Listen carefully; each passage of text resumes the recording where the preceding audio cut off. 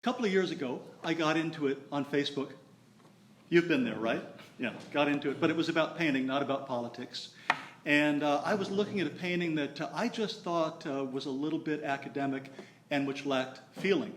And I said so on Facebook. And the discussion kind of went back and forth and went away. But later that evening, I got a message from the artist who had painted it.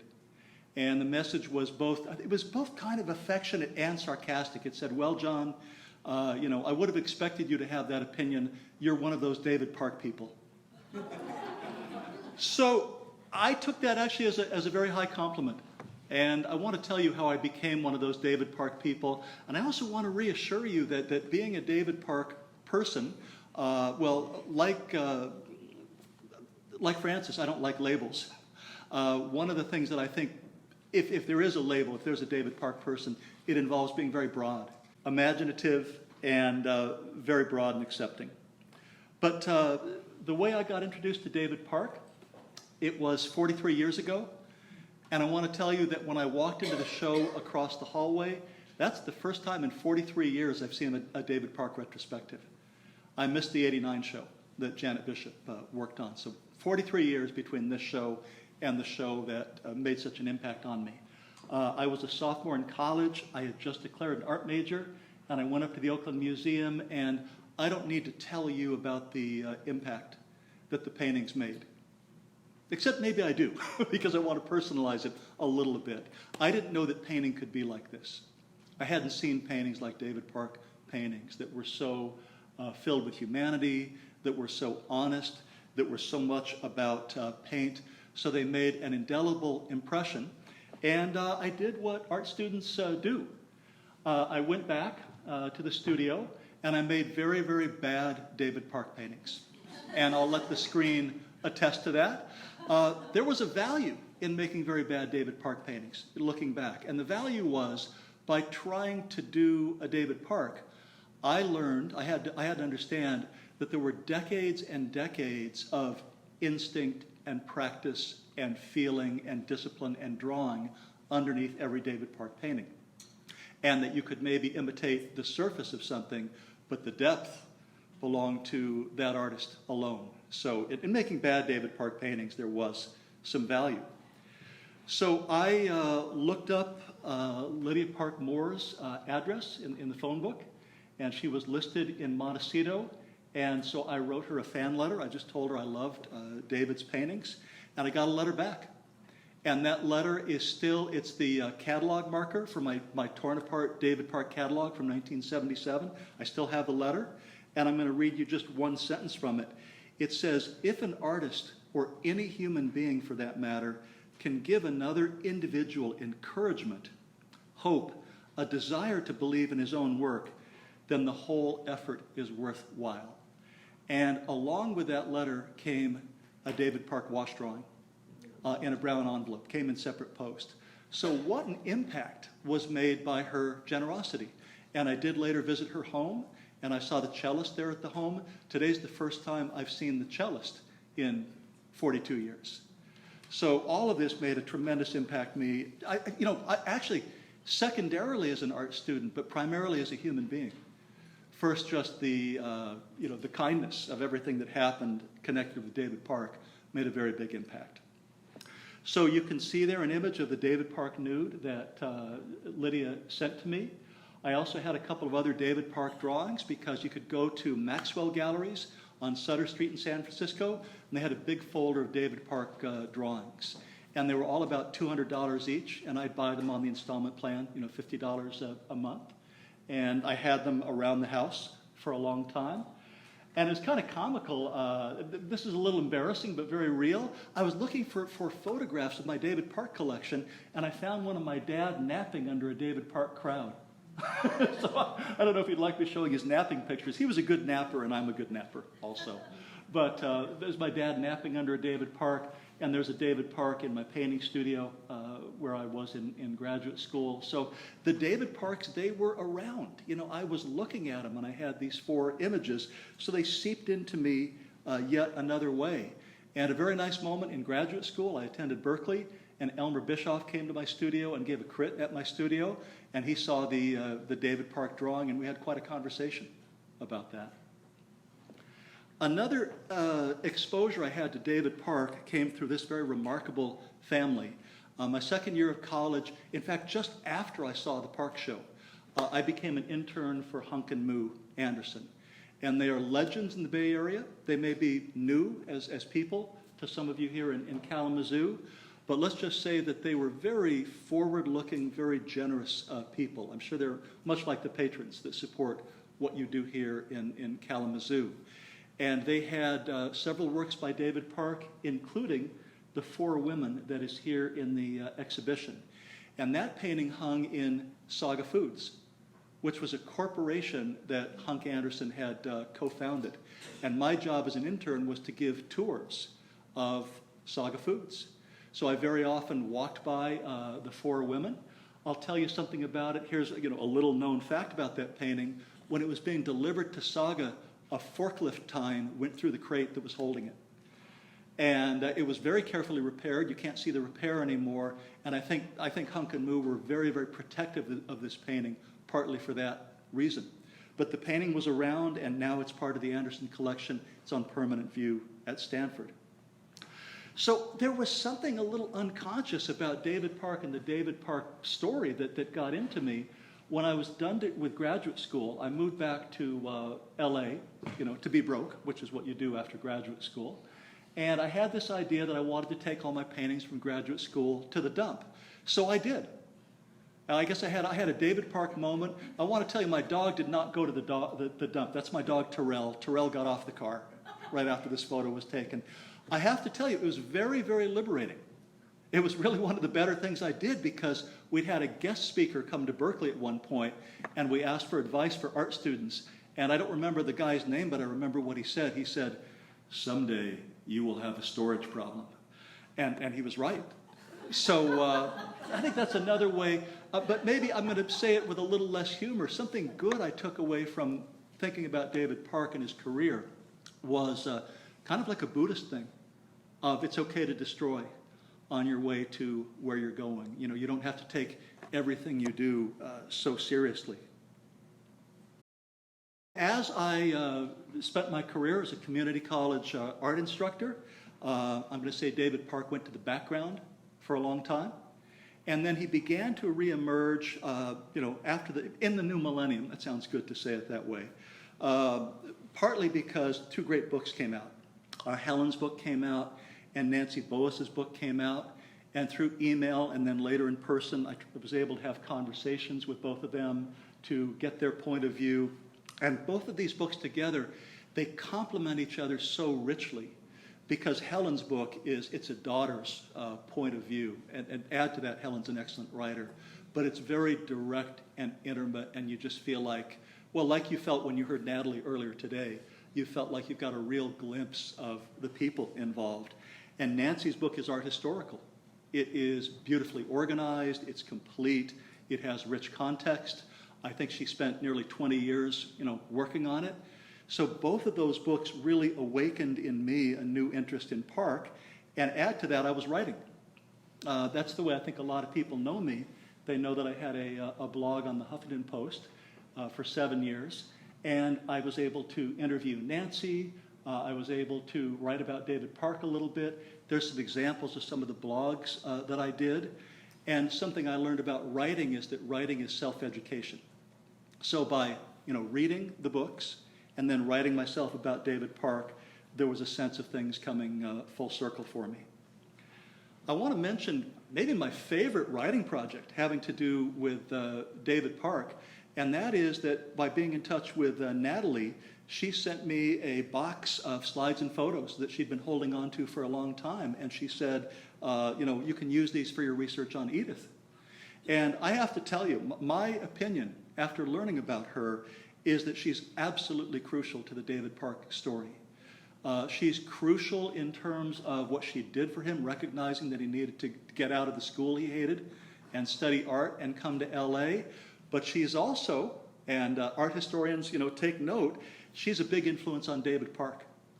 And the way Natalie tells it, Many people assume that David Park influenced Edith, and I think the family has it straight. She influenced David Park. Very, very great personality from what I understand. So I wrote a very small blurb book about Edith Park Truesdale, gathered photos, gathered stories, and really got to know one of the great people, one of the great forces in his life.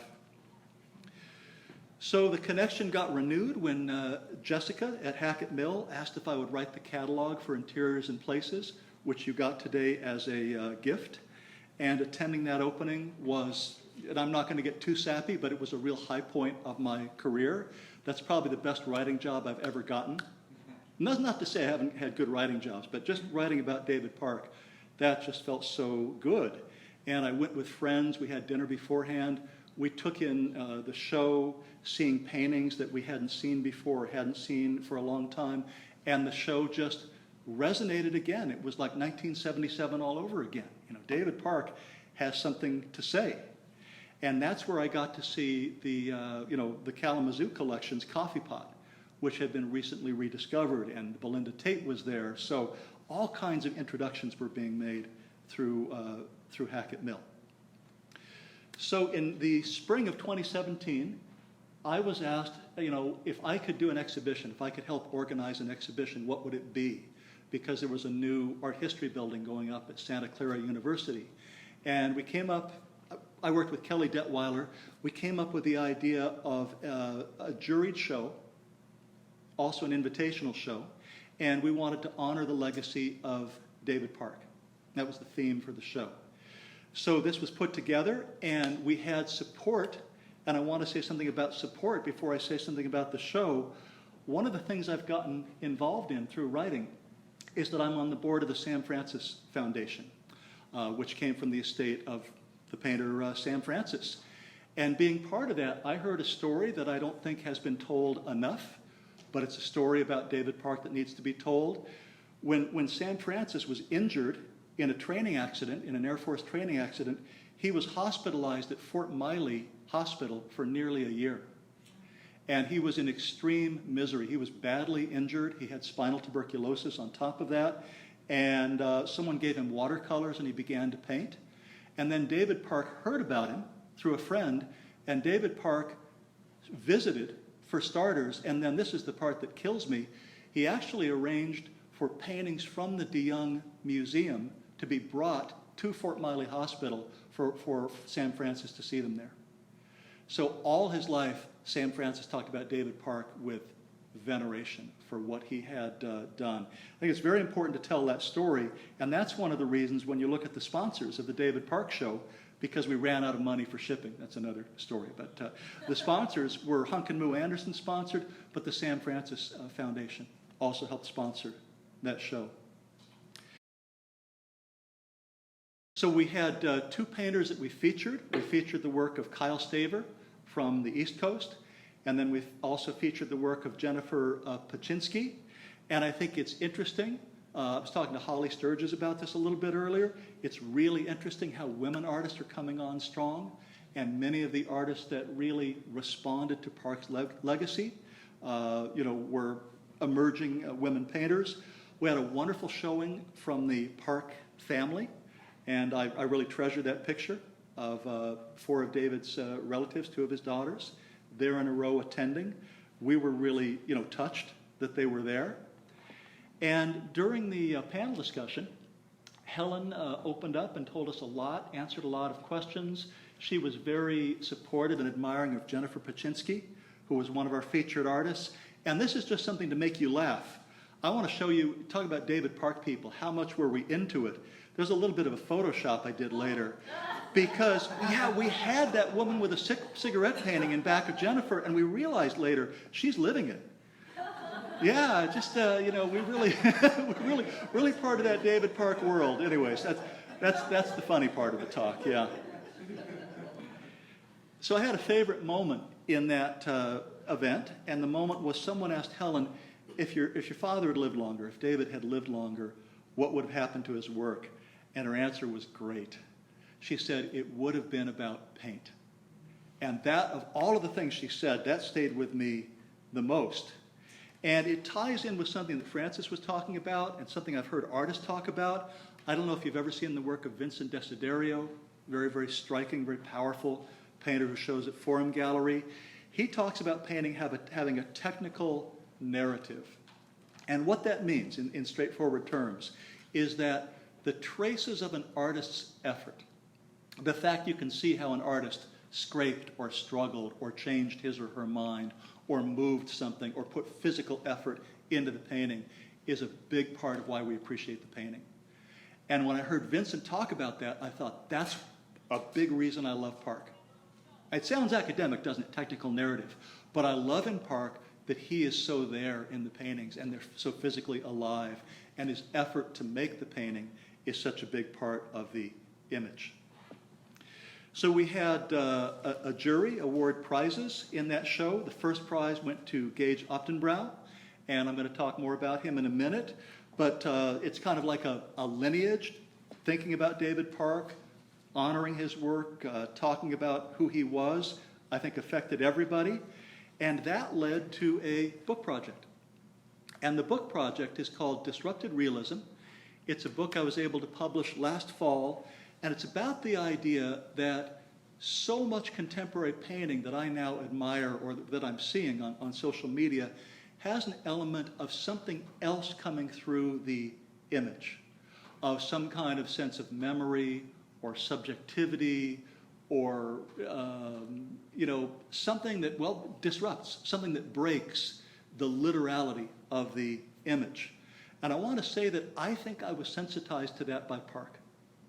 Because Bay Area painting, it's full of hybrids, right? Something or someone you can recognize, but paired with pure paint. And that really opened me up to this idea. So I want to show you some of the artists that are included in that book. This is Jérôme Lagarrigue. And I looked at his paintings of heads as I was putting together the book, and I thought, what a conversation he and Park would have had about what pure paint can say when it's part of an image. Or a detail of a painting by Justin Bauer.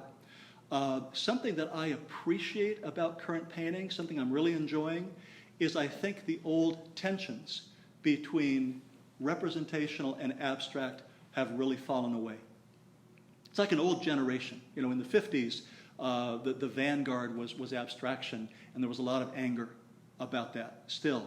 But now, I think what Richard Diebenkorn called the alternate ends of the stick, the two ends of the stick, they just play with each other all the time. In Justin Bauer's painting, there is abstract brushwork and there's very crisp representation. Gage Optenbrow takes a lot of liberties with the figures and is very, very poetic in what he can say about the figure with drips and smudges and splashes. Another, Jérôme Lagarrigue. Boy, I love Park's paintings of heads. And there's something so universal and eternal and attention-getting about the idea of the portrait and what you can say with it as you abstract it, as you're subjective about it, as Park was. Something that I tried very hard to do when putting together this book was emphasize the individuality of the artists. Because one of the other lessons I've taken away from Bay Area painting is that idea that you find yourself, that there's something that you are meant to do or that you have to do, that it takes an effort or a struggle to get there, to be genuine, to be authentic. And so I wasn't looking for artists that did things the same way, or that even, you would, on any easy level, group, with other artists. Like Francis, I'm a little bit scared of labels. I don't want to put a label on groups of people and then make them uncomfortable or shut down something that they are doing. But in a loose way, in the work I've been coming across and the work I've been admiring, there is a subjectivity and there's a sense of breadth and a sense of imagination that I hope and I kind of think that David Park would have admired. One more bit of Bay Area wisdom. Not long ago, I got to go to the 100th birthday party for Peter Sells, the wonderful art historian who taught at Berkeley and who was the first director of the Berkeley Museum. And one of his favorite sayings, something he said very often in his career, is, "Art has many faces." Jay Lewis, who shows at Arcadia Gallery in Pasadena, pure paint, along with something very crisp that we can recognize. Kai Samuel Davers is a painter up in Inverness. A lot of palette knife work. Catherine Kehoe, wonderful artist who's giving workshops at Black Pond, breaks her work into planes and facets, almost like a personal kind of cubism. And there is, just a favorite David Park quote, something that I just keep thinking about, and I know you'll be thinking about it as you go back to the exhibit. As you grow older, it dawns on you that you are yourself, that your job is not to force yourself into a style, but to do what you want. Boy, such a hard lesson to actually live, right? So much harder than it sounds, but it's an admirable goal. And I just want to close by saying that what David Park has meant for me, it has been so far-reaching, reaches far beyond art. It just reaches so directly into my life. But I tried to be very succinct in talking about what David Park has meant. Absolutely, his legacy to me means individualism, right? He's the guy who, when everyone else was painting abstraction, when that was the dominant modern style, he said, that's not right for me, and he turned it around. And a lot of people were very surprised or thought he had lost his nerve. But he very much stands for individualism. I think David Park, and I'm just going to say it, I think his whole family stand for encouragement. Lydia encouraged me. Helen and Natalie have been encouraging. It's a lovely family. I think the legacy comes through that way. And as we were hearing from Mark today, there's encouragement for teachers, I think, in the humanity and the individuality that Park espoused. And then finally, and so importantly, at a time where we all know there's a lot of cynicism that we're dealing with on a daily basis, there's a great respect for humanity in Park's paintings. When he paints the figure, it is so affectionate and it's so genuine. There's so much of how he felt about other people in the work. And even though that's, unconscious in a lot of the paintings, it has been a powerful presence. It's been something I've thought about for many, many years. Thank you so much.